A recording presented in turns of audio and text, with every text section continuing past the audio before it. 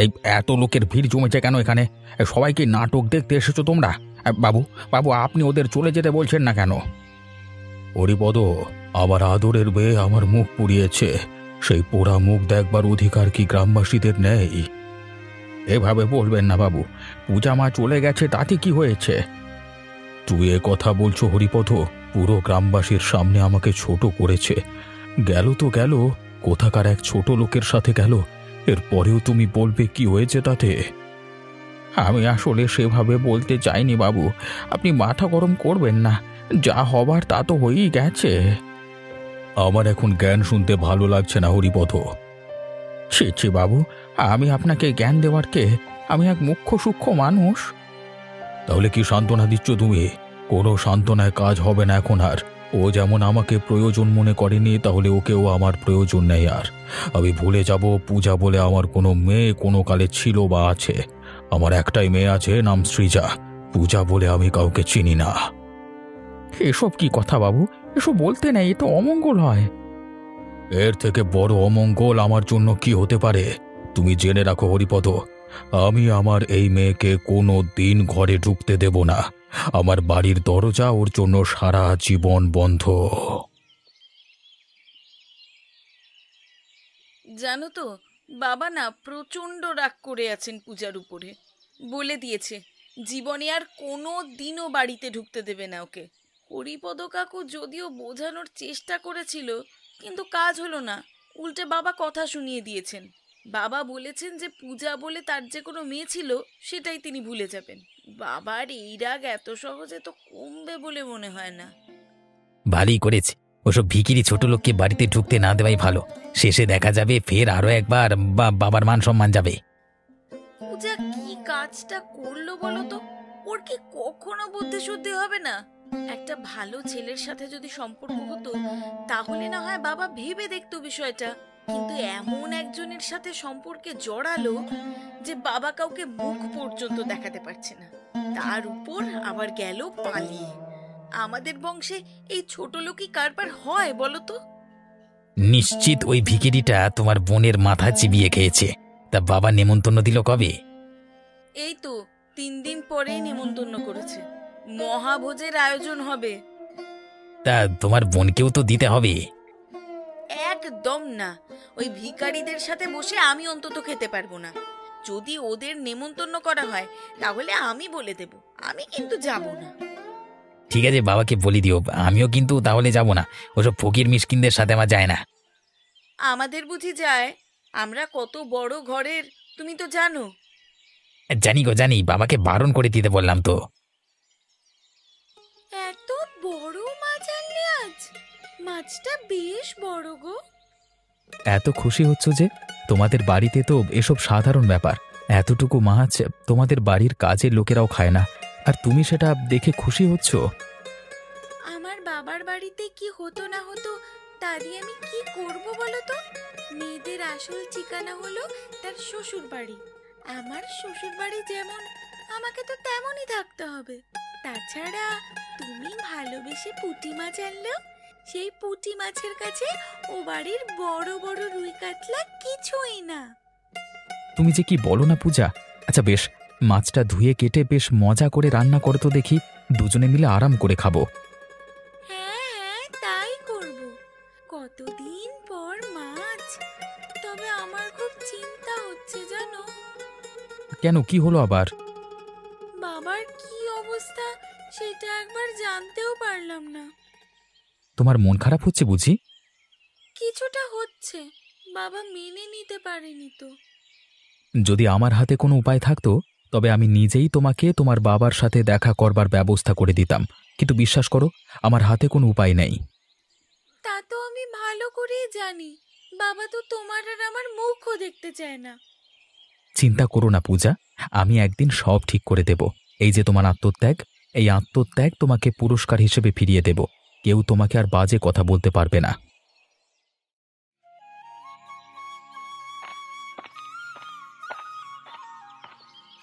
আমাকে ডেকেছেন বাবু? ও, তুমি এসে গেছো। আরে এসো এসো, তোমাকে একটা দায়িত্ব দেওয়ার জন্য ডেকেছি। দায়িত্ব? কিসের দায়িত্ব? প্রতিবারের মতো এবারেও আমার বাড়িতে মহাভোজের আয়োজন করা হবে। তুমি সব ব্যবস্থা করো এবং গ্রামের সবাইকে নেমন্তন্ন করবে। এবারেও মহাভোজ? তা বেশ বেশ। কাকে কাকে নেমন্তন্ন করব তা একটু জানিয়ে দেবেন আমাকে। আর ভোজের জন্য যা যা লাগবে একটা ফর্দ আমাকে মানে আপনি বানিয়ে দেবেন। হ্যাঁ, ওসব নিয়ে তুমি কোনো চিন্তা করো না। মহাভোজ বলে কথা, যেখানে যা প্রয়োজন হবে সব খরচ করা হবে। খরচ নিয়ে চিন্তা নেই। আমার কি কম আছে? জামাইদের নেমন্তন্ন করবেন না বাবু? করেছি তো। দুজনকেই? দুজন আবার কে? আবার মেয়ে একটা। আমি আমার বড় মেয়ের জামাইকে নেমন্তন্ন করে দিয়েছি। তা বললে কি হয় বাবু? শত হলেও জামাই দুজন, দুজনকেই নেমন্তন্ন করা প্রয়োজন। নেমন্তন্ন না করলে গ্রামের লোকজন কি বলবে? যে যা বলবার বলুক, তাতে আমার কিছুই যায় আসে না। আমার সিদ্ধান্তই শেষ সিদ্ধান্ত। বাবু, প্রতি বছর এই মহাভোজে পূজা মা কত আনন্দ করত, আর এবছর যদি সে মহাভোজে না থাকতে পারে তার মনে কষ্ট লাগবে। লাগুক, আমার মনেও তো কষ্ট লেগেছে। কই সেটা তো কেউ চিন্তা করেনি, তাহলে আমি কেন চিন্তা করব তার কথা? তুমি যাও, সব কিছু শুরু করে দাও, দেরি করো না।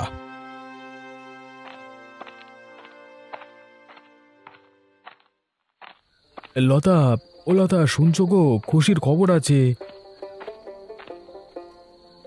কি খুশির খবর আবার? আগে হাত মুখ ধুয়ে এসো, তারপর তোমার খুশির খবর শোনা যাবে। আরে না না, আগে শোনো। আচ্ছা, বলো দেখি, কি তোমার খুশির খবর? অবিনাশ বাবু এবারও মহাভোজের আয়োজন করেছে, আমাদেরকেও নেমন্তন্ন করেছে। কি বলো? নেমন্তন্ন?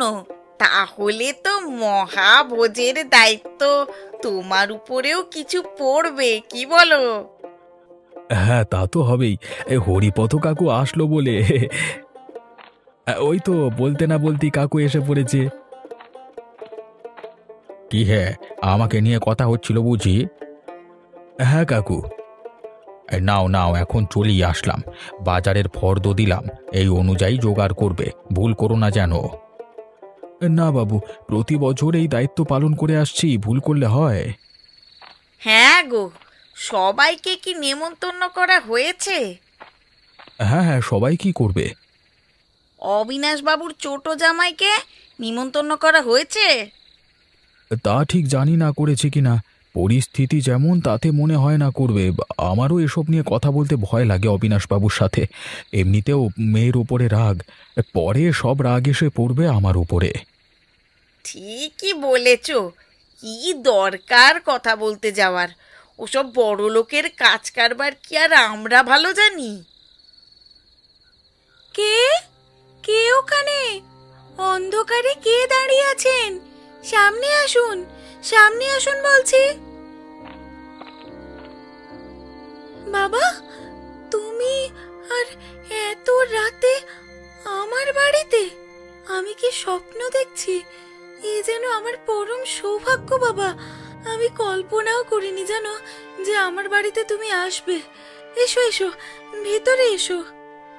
না, আমি ভেতরে যাব না। কিন্তু কেন বাবা? তুমি তো আমার বাড়িতে এলে, ভিতরে গেলে কি সমস্যা? আমি এখানে বসতে আসিনি বা আরাম করতেও আসিনি। আমি এসেছি বিশেষ প্রয়োজনে। কি প্রয়োজন বাবা? আমার কাছে তোমার কি প্রয়োজন থাকতে পারে? মহাভোজের আয়োজন করেছি। প্রতিবার তুমি মহাভোজে থাকো, আনন্দ করো। এবার যদি না থাকো তাহলে ব্যাপারটা ভালো দেখায় না। এখন আমি কি করতে পারি বলো? আমি তোমাকে নেমন্তন্ন করতে এসেছি। আমাকে? তোমাদের সবাইকে। গ্রামের সবাই বলা বলি করছে তোমাদের নেমন্তন্ন করা উচিত। সেখানে আমি যদি নেমন্তন্ন না করি তাহলে মহাভোজে একটা ফারাক থেকে যাবে। আমি তো চাই না সেটা হোক। তাছাড়া গ্রামে আমার একটা মান সম্মান আছে। বুঝতে পেরেছি বাবা, তবে আমি সেখানে গেলে অপমানের শিকার হতে হবে না তো? এ ব্যাপারে তুমি নিশ্চিন্তে থাকো, এই দায়িত্ব আমি নিলাম। তুমি সময় করে সবাইকে নিয়ে চলে এসো। আচ্ছা বাবা, এখন কি চলে যাবে? একটু মিষ্টি মুখ অন্তত করে যাও। তোমার বাড়ির অন্ন আমি মুখেও দিতে চাই না।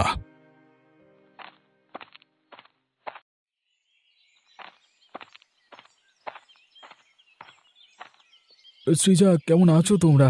কতদিন পর তোমাদের সাথে দেখা। মহাভোজের নেমন্তন্নে যাচ্ছ বুঝিয়া? হ্যাঁ, সেখানেই যাচ্ছি। সেই সকাল থেকে হাঁটছি, একটা গাড়ি ঘোড়ার নাম নেই, এখানে আসাই দেখছি ভুল হয়ে গেল। এখানে গাড়ি পাবেন না গো, গ্রামে তো গাড়ি পাওয়া যায় না। হ্যাঁ তা তো জানি, এই জন্যই তো গ্রামে আসতে চাই না।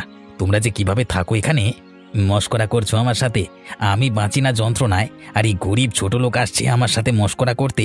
গ্রামের সব লোক গরিব ফকিন্নি, তাদের তো অভ্যেস থাকবেই জীবনে গাড়ির মুখ দেখেছো? হ্যাঁ ঠিকই বলেছ, নিমন্ত্রণ না পাঠালে আমি আসতামই না। গ্রামে আসা একটা উটকো ঝামেলা, সব কিছুতেই কষ্ট। কিন্তু তুমি তো গ্রামে বড় হয়েছো। মুখে মুখে তর্ক করো না তো, তোমাদের এই এক সমস্যা, মুখে মুখে তর্ক তোমাদের করতেই হবে।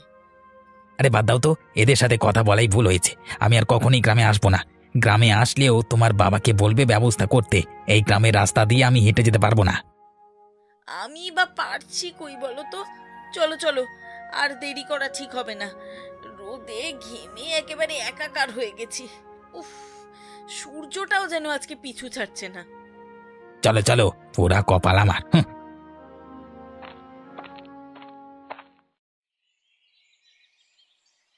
কই গো গিন্নি, তাড়াতাড়ি সব কিছু গুছিয়ে দাও। এই কত মানুষকে নেমন্তন্ন করা বাকি আছে বলো তো? শুধু নেমন্তন্ন করলে চলবে? পেটে তো দানা পানি কিছু নেই। তাতে কিছু হবে না। আরে দাও দাও, তাড়াতাড়ি দাও। আগে শোনো, ঘরের জন্য চাল ডাল এগুলো আনতে হবে, না হলে খাবো কি? এখন ওসবের সময় আছে গিন্নি? চাল ডাল এনে দিতে রাজ্যের সময় লাগে না। একটু বোঝবার চেষ্টা করো গিন্নি। আরে আমার অনেক কাজ, গ্রামের প্রত্যেকটা ঘরে ঘরে গিয়ে নেমন্তন্ন করতে হবে। কম সময় লাগবে? তা লাগুক না লাগুক, তুমি আগে চাল ডাল এনে দাও। আমি এখন ওসব পারবো না। খাবার কিছু থাকলে দাও, খেয়ে বের হই। এই যে খাবার চাইছো, বললাম তো ঘরে চাল ডাল কিচ্ছুটি নেই। তাহলে দুটো মুড়ি দাও, চটপট খেয়ে নি। আর হ্যাঁ, একটু গুঁড়ো দিও। হ্যাঁ, মাথায় যে কত বড় কাজের বোঝা চেপে আছে, গিন্নিকে কিছুতেই বোঝাতে পারছি না। কাজে যদি একটু গরমিল হয়, তাহলে অবিনাশ বাবু কি আমাকে ছেড়ে দেবেন? তারপর জনমের মতো চাল ডাল খাওয়া মিটে যাবে। হ্যাঁ, এই কাজগুলো ভালোই ভালোই শেষ করতে পারলেই হয়। তারপর একদম হাঁপ ছেড়ে বাঁচবো, গিন্নিরও কথা শুনতে হবে না আর।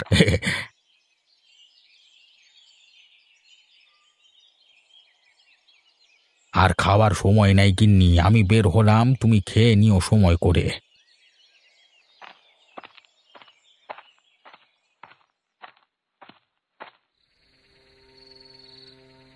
কি গো, কি হয়েছে তোমার?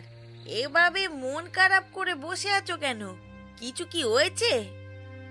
না না, তেমন কিছু নয়। দেখছি তো মন খারাপ। আমাকে বলো কি হয়েছে, বলো। গিন্নি, গরিব হয়ে বোধহয় ভুল করে ফেললাম গো। পৃথিবীতে বড়লোক হয়ে জন্মানো উচিত ছিল, না হলে পদে পদে অপমান সইতে হয়। এমন কথা বলছো কেন?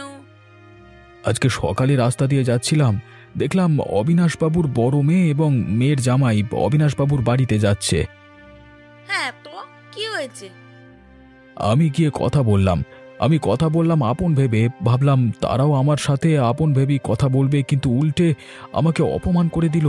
মুখে যা আসে তাই বলল আমি গরিব ফকিন্নি, আমরা গ্রামের মানুষ নাকি ভিখিরি। সে কি, এ কথা কে বললো? জামাই? জামাই তো বললই, কিন্তু অবিনাশবাবুর বড় মেয়েও বলল। যার মানসিকতা যেমন, সে তেমন কথাই বলবে। অবিনাশবাবুর বড় জামাই বড় লোক হতে পারে, কিন্তু মন মানসিকতা খুবই নিচু। এত বড় লোক ঘরে বিয়ে করে বড় মেয়েও ভুলে গেছে যে সে নিজেও গ্রামেরই মানুষ। গ্রামের মানুষজন নাকি খারাপ হয়, বুঝলাম না বাবা। আমরা সহজ সরল তো গিন্নি, তাই মানুষ অপমান করতে দু দণ্ডও ভাবে না। এসব নিয়ে কি আর মন খারাপ করে কিছু লাভ হবে বলো?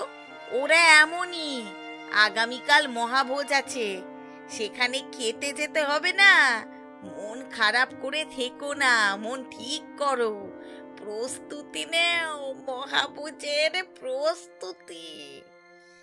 ঠিক বলেছ গিন্নি।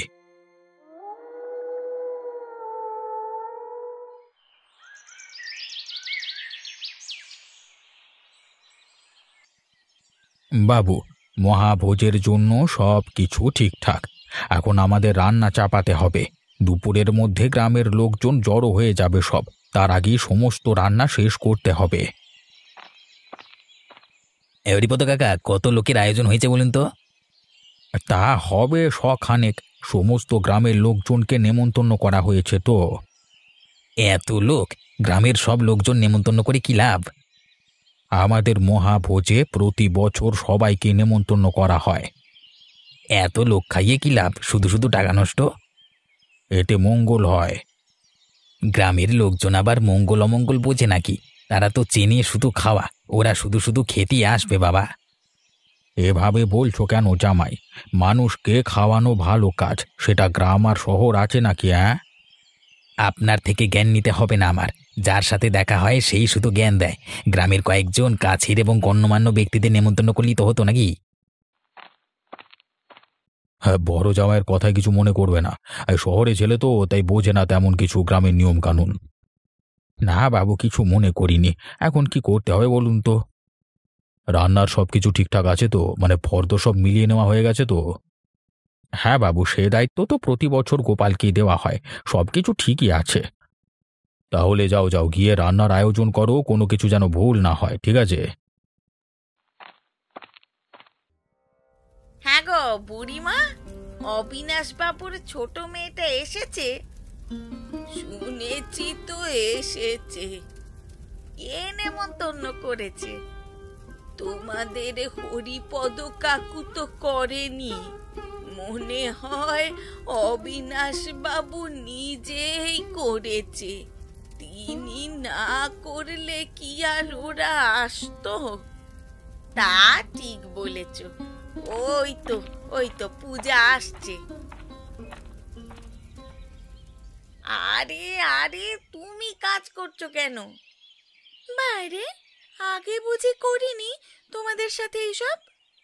তা করেছো, কিন্তু এখন তুমি এই বাড়ির অতিথি। শোনো, মেয়েরা কখনোই বাপের বাড়ির অতিথি হয় না। মেয়েরা বাপের বাড়ি সেভাবেই চলাফেরা করে যেভাবে ছোট থেকে নিজের বাড়ি মনে করে বড় হয়েছে। এখন দাও তো কাজ করে। আরে জামাই যে, তুমি এখানে? আয়, কাজ করতে এলাম। তুমি কেন কাজ করবে? কেন, আমি করতে পারবো না? না না, তুমি তো এবারের জামাই। শুনুন, বড়লোক বাড়ির জামাই হলেও আমি কিন্তু ঠিকই গরিব। গরিবদের আবার কাজ না করলে খাবার হজম হয় না। আপনারা নিশ্চয়ই চান না আমার বদ হজম হোক। কি যে বলো না জামাই, তুমি তো বেশ রসিক মানুষ। তোমার সাথে কথা বলে ভালোই লাগলো। ভালো মনের মানুষ তুমি। এত সব কিছু আমি বুঝি না। আমি বুঝি আমি আপনি সবাই এক।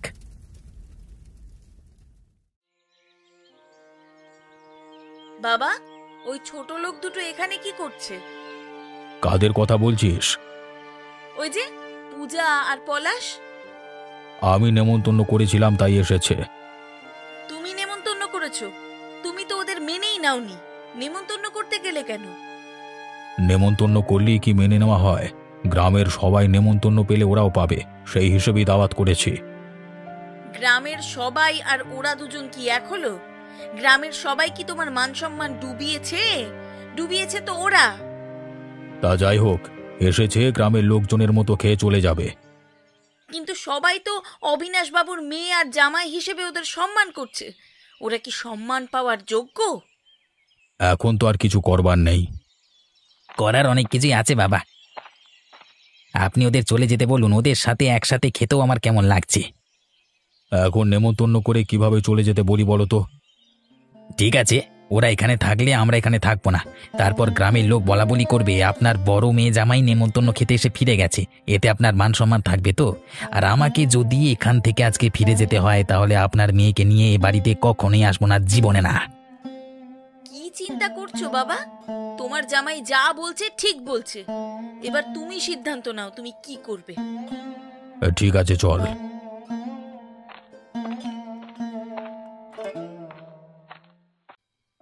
পূজা এবং পলাশ, তোমাদের সাথে আমার কথা আছে। হরিপদ কাকু, গন্ডগোল তো একটা হয়েছে বলে মনে হচ্ছে। সাথে দেখছো না বড় মেয়ে আর জামাই, মনে হয় পূজাকে চলে যেতে বলবে, বুঝলে? এই অনর্থক বন্ধ করতে হবে। চল তো দেখি। পূজা, তোমরা চলে যাও এখান থেকে। বাবু, এটা যেহেতু গ্রামবাসীর জন্য মহাভোজ, তাহলে এখানে আসবার অধিকার সবার আছে। তুমি আবার জ্ঞান দিচ্ছ? তোমাদের থেকে সব শিখতে হবে না, ভিখিরি কোথাকার। এই চুপ করুন তো। যখন তখন ভিখিরি, গরিব, ছোটলোক বলে অপমান করে কি শান্তি পান? আমরা ভিখিরি হলেও আপনার মতো নিচু মানসিকতা নই। আমাদের মন অনেক বড়। একটা নিকৃষ্ট মানসিকতার লোক আপনি। পয়সা থাকলেই বড় লোক হওয়া যায় না। পলাশের পয়সা না থাকলেও আপনার থেকে শতগুণ বড় লোকও। যদি পূজা এবং পলাশ চলে যায় তাহলে এই আয়োজন এই গ্রামবাসীর কেউ করবে না, সব আপনারা একা একা করবেন। আমাদের নিয়ে এত তর্ক করো না তোমরা। আমরা চলে গেলে যদি ভালো হয় তাহলে আমরা চলেই যাচ্ছি। ভাই দেবেন, আমরা না জেনে চলে এসেছি। এমন হবে জানলে আমরা আসতাম না। পূজার মন খারাপ হবে বলেই এসেছিলাম, না হলে আমি জানতাম এখানে আসলে অপমানিত হতে হবে। আমি তোমাদের কাছে হাত জোর করে। ছোট জামাই, কারোর কাছে তোমাকে ক্ষমা চাইতে হবে না। যার সমস্যা হবে সে চলে যাবে। আমি আমার ভুল বুঝতে পেরেছি। তুমি খুব ভালো একজন মানুষ, এর থেকে বড় কিছু আর হতে পারে না। পূজা তোমাকে ভালোবেসে ভুল কাজ করেনি। সবাই আবার আয়োজন শুরু করো।